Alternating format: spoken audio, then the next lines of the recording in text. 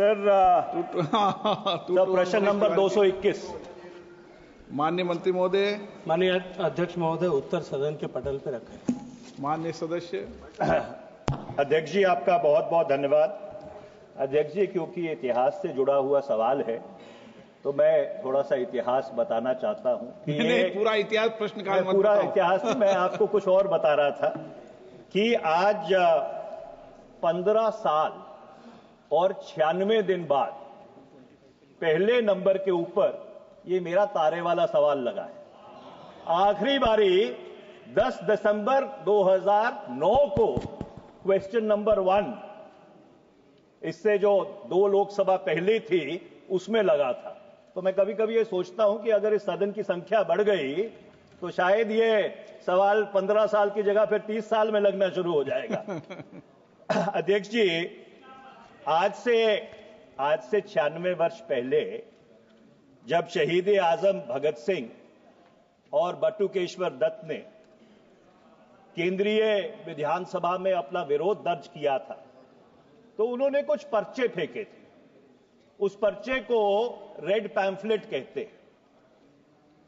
उस पर्चे की कुछ प्रतिलिपियां और उनका कुछ निजी सामान जो सार्वजनिक खबरें हैं उसके अनुसार अभी भी पार्लियामेंट स्टेशन के पुलिस स्टेशन के मालखाने में पड़ा है।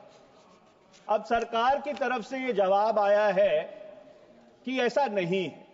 मैं इसमें कोई विरोधाभास में नहीं पड़ना चाहता, पर मैं सरकार से यह आग्रह करना चाहता हूं, बहुत विनम्रता से आग्रह करना चाहता हूं कि यह हो सकता है कि जिस चीज का मैंने जिक्र किया और उसके साथ साथ कुछ और भी ऐतिहासिक सामान उस मालखाने में पड़ा हुआ है।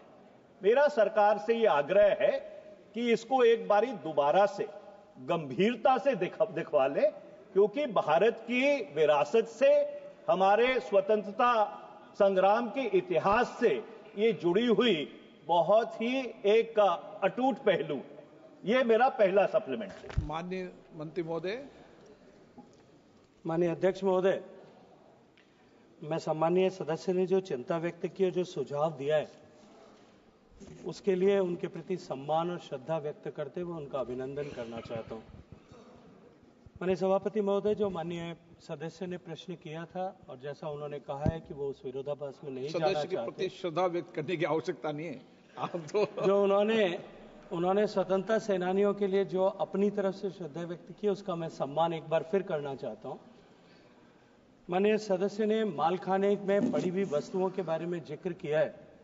सामान्यतः हमारी विधिक प्रक्रिया के अनुरूप मालखाने में यदि कोई सामान रखा है तो न्यायालय के आदेश से ही उस सामान को एक्सेस किया जा सकता है, लेकिन इसके अतिरिक्त भी इस तरह की व्यवस्था है कि कोई नोटिफाइड एंटिक्विटी या कोई इस तरह की हेरिटेज जो है इंपॉर्टेंस की वैल्यूएबल संपदा अगर किसी मालखाने में पहुंचती है तो उसका जो है सूचना उसकी एएसआई को दी जाती है और उसके बाद में डीजी एएसआई उसकी एक पूरी प्रक्रिया करके उसका संरक्षण किस तरह से करना है, उसका कंजर्वेशन के लिए क्या व्यवस्था करनी है, उसको सुनिश्चित करने का काम करते हैं। लेकिन फिर भी क्योंकि इतिहास से जुड़े हुए और विशेष रूप से स्वतंत्रता के इतिहास से जुड़े हुए विषयों को लेकर के माननीय सदस्य ने जिस तरह का प्रश्न किया है, मैं उसके लिए उनका धन्यवाद करता हूं। इस सुझाव के लिए भी धन्यवाद करता हूं। माननीय सदस्य। बहुत बहुत धन्यवाद अध्यक्ष जी। मेरा दूसरा सप्लीमेंट्री ये है कि इंडिया ऑफिस लाइब्रेरी लंदन में और ब्रिटिश म्यूजियम में 1607 ऐसे पर्चे हैं जो 1901 से लेकर 1947 तक उन पे जो साम्राज्यवादी सरकार थी उसने प्रतिबंध लगाया है।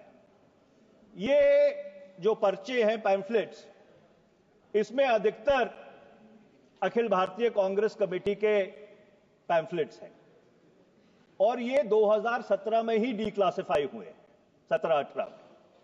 मैं सरकार से ये जानना चाहता हूं कि क्या सरकार को इन पैम्फलेट्स के बारे में जानकारी है, और दूसरा, इनकी जो प्रतिलिपियां हैं उनको वापस लाने के लिए सरकार की तरफ से कोई पहल की जाएगी? और अध्यक्ष जी, इसी से जुड़ा हुआ सवाल एक ये है कि जो भारत की न्यायपालिका है उसमें जो आरोप पत्र दर्ज हैं और जो जुडिशियल रिकॉर्ड है 1900 से लेकर 1947 तक, वो जो इस मुल्क के आम आदमी की भूमिका रही है स्वतंत्रता संग्राम में, उसकी सुनहरी कहानी कहता है। मैं सरकार से ये पूछना चाहता हूं, क्या सरकार के पास ऐसी कोई योजना है, कोई सरकार ऐसा प्रोजेक्ट बनाएगी कि ये जो आरोप पत्र है, जो जुडिशियल रिकॉर्ड है, जो स्कैटर्ड पड़ा है पूरे देश में, इसको इकट्ठा करके, उसको कैटलॉग करके, जो आम आदमी की भूमिका रही है भारत के स्वतंत्रता संग्राम में, क्या उसकी कहानी इस देश के सामने रखेंगे? माननीय अध्यक्ष महोदय, मैं एक बार फिर सम्मानीय सदस्य का धन्यवाद व्यक्त करते हुए आपका संरक्षण चाहता हूं, क्योंकि मूल प्रश्न से हम बहुत दूर चले गए। इसलिए मैं आधिकारिक रूप से ये कहूं कि इस तरह के कोई प्रयास जिन पर जो है दस्तावेज वो संज्ञान